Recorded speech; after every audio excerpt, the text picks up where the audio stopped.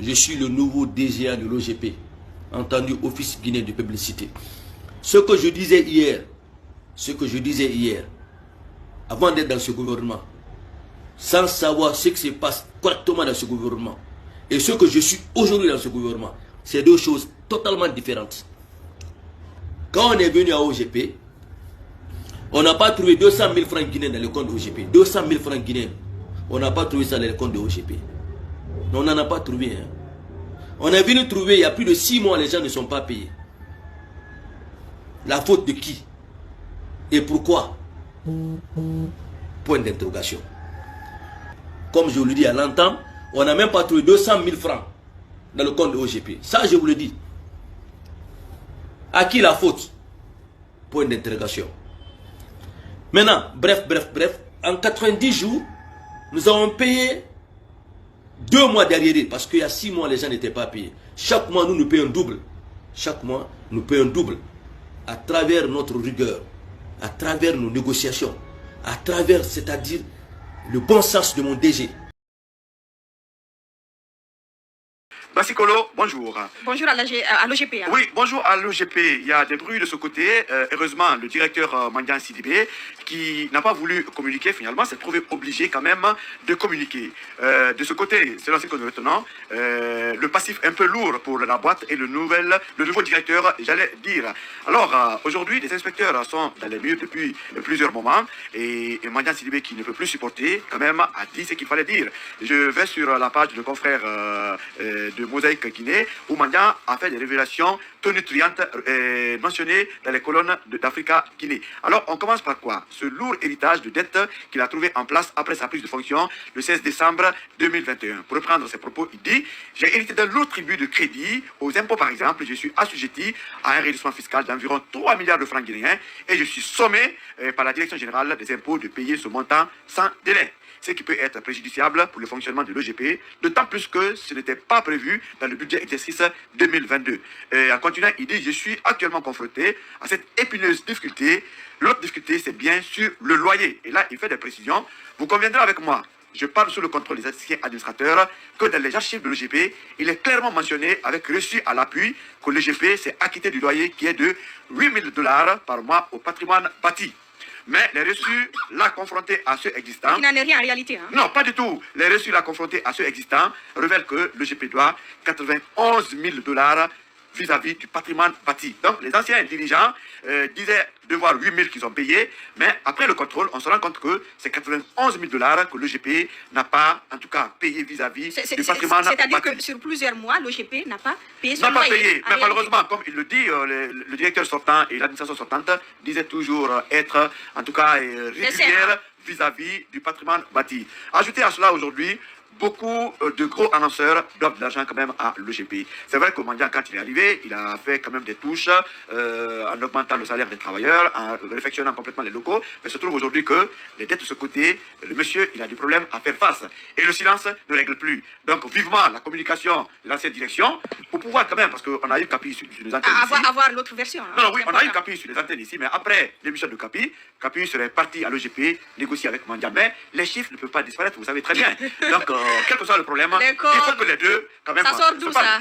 Non, oui, mais nous sommes des journalistes, nous savons ce qui se passe. Donc, de ce côté, je crois que c'est un peu ça la situation, c'est un peu difficile, mais rien n'est impossible avec la bonne touche de gestion. Je crois que tout peut aller. Mais il faut éponger cette dette et il faut que l'ancienne direction puisse s'expliquer pour que nous puissions prendre réellement position.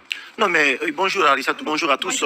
Je pense que la CRIEF doit s'intéresser à ce dossier. S'il est avéré que des montants ont complètement disparu et qu'aujourd'hui, ça fait une grosse affaire, notamment pour Mandian Sidibé, qui doit se mettre dans ces remboursements. Je pense que l'ancienne équipe dirigée par Capi Camara, notamment, et puis même avant lui, il y avait également Paul Moussa Gawara qui était passé sous le zone d'ici. Je crois qu'il y a eu beaucoup de soucis avec l'ancien directeur général des impôts, Makissa. Donc il y a eu beaucoup de problèmes au niveau de la mobilisation des recettes. Il suffit un peu de difficultés liées à la mise en place, à la mise en route notamment de son plan d'action de ses activités, par le fait qu'en réalité, on avait gelé ses comptes et il avait mené des démarches auprès de la primature d'alors pour essayer notamment de dégeler les comptes pour qu'il puisse réaliser ses activités. Donc c'est dans ce contexte-là que Capi est arrivé. Donc je pense au même titre que on s'est intéressé notamment à certaines régies financières, c'est important aujourd'hui qu'on puisse envoyer notamment des inspecteurs là-bas et que le dossier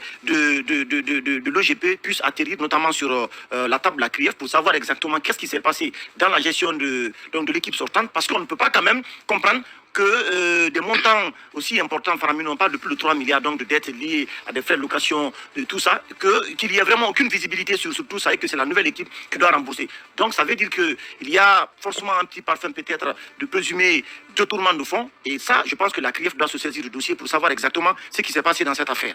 Emma, c'est quand même grave hein, si les infos s'avèrent vraies. Cette situation, c'est... Bon, je fais confiance à la bonne foi de Mandian, c'est un directeur général. Je ne le connais pas personnellement, mais j'estime qu'aux yeux de la fonction qu'il occupe, il ne peut pas se permettre de mentir, surtout sur la gestion financière d'une entité aussi importante que l'OGP. Mais c'est quand même révélateur un peu de cette mauvaise gestion qu'on a enregistrée ces dernières années. Il y a eu d'abord le cas Paul Moussa Diawara. Basekou est revenu là-dessus. Il a fait quand même des révélations ici qui nous ont permis de comprendre un peu l'affaire dans laquelle il a été pratiquement enroulé, qu'il a conduit jusqu'à la maison centrale. Parce que c'est quand même bizarre qu'il a été condamné pour détournement et après il s'en est sorti quand même aussi facilement. C'était bizarre, mais après ces révélations, on a compris qu'en réalité, l'opération même propre que Kassori a commencé à me vendre en 2018, c'était en réalité une opération politique. Et d'ailleurs, on l'a compris quand il ne s'est arrêté qu'à l'OGP et l'OGC. Alors qu'on sait que ce n'étaient pas les entités quand même qui faisaient partie des plus corrompues de ce pays. Kassori, quand il est arrivé, il a rapidement dégommé ces deux messieurs pour détournement. Tout le monde s'est dit, ok, la bonne gestion commence, la vertu commence à s'installer, mais après, on se rend compte que le monsieur est dans une autre opération, il est dans un autre agenda. Sinon, Paul Moussa, par exemple, nous a fait comprendre que les comptes de l'OGP avaient été gelés, justement par le directeur des impôts, encore le directeur des impôts, pour une affaire qu'il considérait être purement politique, de son point de vue, parce que la France serait intervenue comme on appelle, en faveur de certains opérateurs sur lesquels il mettait la pression en termes de paiement d'impôts. Donc, il y a le fait que ces comptes ont été gelés. Donc, Kapi est arrivé, on a dégelé les comptes. Ça veut dire que le directeur des impôts n'a pas avec une subvention de 2 milliards. Oui, on a dégelé les comptes et on lui a accordé une subvention. Donc, l'OGP, en réalité, à partir de ce moment, on estime que l'OGP était en règle. Non, si on a dégelé les comptes et qu'on a même accordé une subvention, c'est qu'il n'avait pas de dette. Parce que sinon, on aurait d'abord déduit la dette. Mais on a dégelé les comptes et on a accordé une subvention à Kapi. Ça veut dire que l'OGP était en règle quand Paul Moussa Diawara quittait. Maintenant, la gestion de Kapi, c'est elle qui doit être interrogée dans cette affaire. Parce qu'on parle quand même d'arriéré de salaire sur environ de loyer sur environ 1 an. Or, on sait que cette dernière année, c'est quand même Kapi qui gérait. Et quand on dit qu'on doit encore des impôts au niveau à la direction nationale des impôts, c'est quand même bizarre. C'est bizarre parce que cette direction était en règle, aux yeux en tout cas de ceux que nous avons appris à l'arrivée de Kapi, la direction était en règle vis-à-vis de la direction nationale des impôts. Comment ça s'est fait qu'en moins d'un an, elle a accumulé 3 milliards d'impayés? Je crois qu'il faut regarder sérieusement dans cette gestion-là. Peut-être que Mandian n'a pas tout dit. Peut-être qu'il n'a parlé que de ses impôts et de ce loyer. Peut-être qu'il y a d'autres problèmes. Peut-être qu'il nous dépasse, qui dépasse notre entendement. Mais je crois que cette gestion-là, elle mérite d'être passée au scanner. Et surtout, il faut la lier à la Direction nationale des impôts parce qu'elle est présente. De Paul Moussa jusqu'à maintenant, on parle d'impôts. Je pense qu'il faut aller aussi chercher quelque chose aux impôts. Bonjour.